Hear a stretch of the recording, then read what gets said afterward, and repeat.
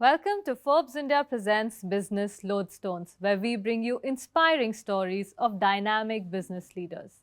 Today, we're shining the spotlight on Venugopal Rao. He's the chairman and managing director of Pace Digitek and the director of Lineage Power. Pace Digitek specializes in power management, optic fiber laying, and energy management solutions.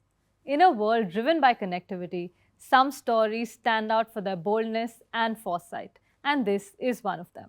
Welcome to the show, sir. Thank you. Take us back to the beginning. When did you really start Pace Digitek, and what was the vision when you started out? See, I was working in telecom industry since my education, and after completing my graduation, I had moved to Bangalore and I did my MBA there. So the telecom was, in the early days of, the electronic telephone exchanges, and later the mobile communication just started. So I was working on those things, and I could see that there was a lot of potential in the telecom industry, particularly on the mobile communication. So I quit my job, and I've started a very small enterprise with exactly 10 people in 2003. A firm I started with, and we started with manufacturing of some telecom products. And in 2007, I had started this company of Pace Power Systems Private Limited, which has become now Pace Digitek Limited. So we have started with some products manufacturing, and then since then we went into the the products to services to the projects. So today we are an experienced, comprehensive energy management solutions provider. Initially, we were with telecommunication industry, and now we expanded into the energy sector as well, where we do a lot of energy storage. Also, tell me a little bit about Lineage Power. Yeah. Lineage Power was an acquired business from GE. In 2014, I had acquired this business from GE because GE wanted to quit the telecom business, and then it came into our hands. And since then, all our manufacturing has been moved to the Lineage Power. So Lineage Power is a big brand globally, and we do all the products and solutions under the Lineage brand. And then the parent company, that's Pace Digitek, does all the projects and services. So this is an acquired entity, and with this acquisition, we could get into the technologies of different products which Pace did not have. And with this acquisition, our product portfolio has enhanced in such a way that we could supply to the entire industry that were required for this infrastructure solution providers. Right. So we have all that solutions ready. With the acquisition of Lineage Power, it was possible. Right. Now, in layman terms, for everyone watching you today, explain us everything that you offer through both Pace Digitek as well as Lineage Power. Yeah. So in the telecom sector, we are in the complete infrastructure side. As you know, the telecom networks work on the telecom tower networks as well as the fiber optic cable networks. We are into this space. Complete infrastructure is being provided by us end to end, we call it as. Right from, if it is now let's take the example of the telecom tower business. In a telecom tower business, what we do is we build the telecom towers right from zero, provide all the equipments and solutions that are required, including solar solutions, battery solutions, and we do the entire infrastructure ready, and then the radio equipments come and sit on that infrastructure, and the network starts working. Similarly, on the fiber optic cable networks also, we provide the entire cable network, including the endpoints, all the equipments, and then the network starts building. So the advantage of Pace, or the advantage we have as an organization, is that we are end to end. We do the complete project using our own products and our own services, which is a bit of unique, I would say, for our organization, that a company into the products, services, and the project side of it. So this helps the customers as a comprehensively. Right. So you are an end-to-end provider, but Yes. I'm sure there must be some challenges that you faced in the beginning. So I want to know, how did you really navigate through them? So, as any new entrepreneur starts a business, the challenges would be there because the entry barriers would always be there in any sector, I would say. But yes, one has to go through that cycle anyways. So yes, when we started, fortunately for us, the the sector was building up. The industry, the potential was very high. So there was a space for all of us. Somebody like us, actually, we could get that opportunity, and then we utilized that opportunity to our advantage, and we could grow the business from now first year we were about 30 lakh rupees as a turnover, and now today we are about 2,400 crores turnover. That's phenomenal. So, actually, I wanted to know from you the sectors that you operate in are also evolving sectors, they're growth sectors, both energy and telecom. So, how do you really stay relevant and ahead of the other competition that you have? See, these sectors, yes, they are quite dynamic. They are growing at the same time. They are dynamic. Like where I started and where we are today, the sector is totally changed. And new things are, new applications keep coming up. So one, we have to upgrade our products and services and solutions. Keep doing this and constantly. So we at Pace and Lineage, we involve our engineers and the upcoming, what all the technologies that could be coming in. So we keep getting ready and keep updating ourselves in those technologies. So that helps us to be in the business, continuously. What are some of your major projects that are currently undergoing?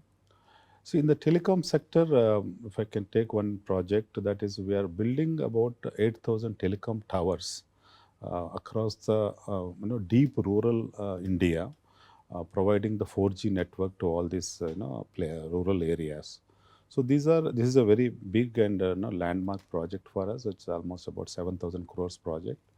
We have been executing in the last 2 years. Now it has come to almost an end, and now we get into the operations and maintenance stage. So this project is completely, from it's a greenfield project we call. From zero, we build everything and we provide the network to the rural folks. So that is one on the telecom sector. The another one project, if I can take for the energy sector, we are building about 1,500 megawatt hour of battery storage in Maharashtra, providing this energy storage at about 75 substations, where the energy is stored in the daytime when the solar energy is in excess, and then in the night times we give it back to the grid to cater to under those substations. So these are the two major projects. Like that, we are doing many projects, but to name one or two, these are the projects we are now currently working on. Right. You spoke of energy storage. So tell us a little bit about the opportunities in this market and your plans to really venture into and then grow in this sector. Yeah. Now, today we are at about 200 gigawatt of renewable energy, either it's deployed or under deployment in the country. Now, this has to grow to about 500 gigawatt by 2030, which is a very big task. Now, that too, now already the renewable energy is in excess during its production time. So what it means is that the storage has become a kind of inevitable now. Now, in the storage, we have built a plant of 5 gigawatt hour to manufacture these products and then supply to the industry. And the products that we manufacture are the complete battery storage systems in a container form we produce. And then the PCS is another critical product. We call it as power converter system, which is basically a bidirectional inverter we call. And the EMS, which is a software, which controls all these activities remotely. So, with the artificial intelligence layer. So these are the three critical products that we offer for this sector. And these are the three critical components as well. So we offer this to the customers, and then coupled with services. Our mantra has been that our products, services, we couple and give it to the offer it to the customer. So and this the potential is very very huge. To say some numbers, by 2030, almost 208 gigawatt hour battery storage is required, and by 2047 this will grow to 1,847 gigawatt hour. These are the estimates. So it's a new and sunrise sector that is emerging in the energy. And we are the forefront, we are one of the front runners, I would say, in this sector. So we wanted to grow this business in the next 5 years and reach to the top 5 of this Right. sector. In layman terms, explain to us why renewable energy, energy storage, why have these become such big things that even the government is focusing so much on? See, energy is a key thing for all of us, and particularly for India, as we are growing, the fastest growing economy. The energy consumption is always, proportion to the, economy. So as we grow in, in the economy side, we also need energy. So energy, our focus has been on the renewable energy because we want to also reduce our carbon footprint. So keeping that in mind, the country has embarked onto the renewable energy in a big way. And renewable energy has got this variable nature, that it doesn't, sun doesn't shine, in the night, we call it, as well as wind doesn't blow on command. So these are not available when we want. So the only way is that we have to make use of this when it is available. So that is where the storage comes into play. So we store the energy when it is in excess or when it is available and consume it whenever we want. That flexibility is available only with the battery energy storage. Right. Any key innovations in this sector that are truly exciting for you? See, we are good in product design. Our key strength is the product design, and making a solution out of that is also is our strength, I would say. And the solution make it work by using our software and firmwares also makes it the key components for us. And we as an organization are good at it, so we quickly adopt these new technologies and we learn and then we try to offer it to the customers, and we have been successful so far on that. Right. Now, as a leader, I want to know what really drives you. What is it that really keeps you so passionate about everything that you do? So we are quite passionate as an organization, including me, and yeah, the drive comes from the opportunity. So whenever we see as an opportunity, we always jump into that, and we quickly reorient ourselves to meet those opportunities or expectations. We build our solutions around that using our own products, and then make it suit to the requirement. So we are quite adaptable. As an organization, we are good at it, and we are quick to deploy these solutions. So our strength is converting an opportunity into business is our, I would say, is our success mantra. Right. Now, if I were to ask you what is your vision and mission as of today, and has that really evolved since 2003 when you started out? Yes, I think we always have wanted to be, a major infrastructure solutions provider in the telecom sector, and fortunately, we are almost there. And I would say we have done very well to the expectations of our customers. And added to that, we also have entered into the energy sector, energy storage sector. As you know, that's a new another sector which we have just started. So yes, we are there. Our vision was to be an integrated services and solutions provider for the telecommunication industry, and we have fulfilled that commitment. You spoke about acquisitions. So, any other acquisitions or partnerships you think have played a key role in your success? Yeah, partnerships are always helps because when we started till let's say about 2018 or so, we were into power systems manufacturing.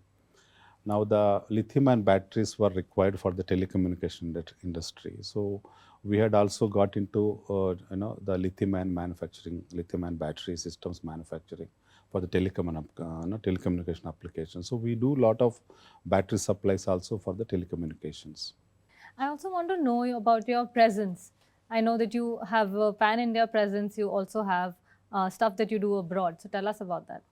Yeah, we are quite strong in India across all the across nook and corner of the country. Our presence is there. We have almost 2,000 employees deployed across the factories as well as the field, because we do a lot of field operations as well, operations and maintenance and other services we provide to our customers.